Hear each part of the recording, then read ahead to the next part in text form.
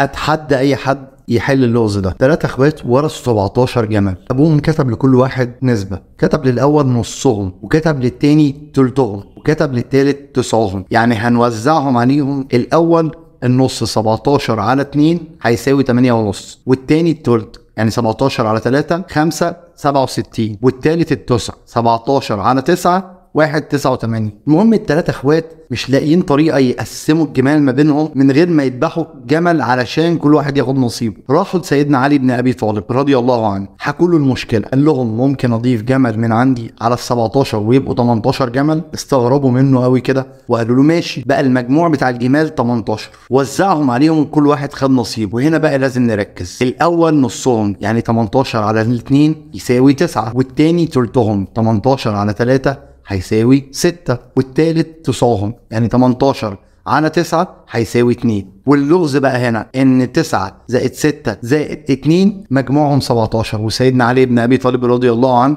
استرد الجمل ال18. ازاي وهم 17 جمل في الاساس؟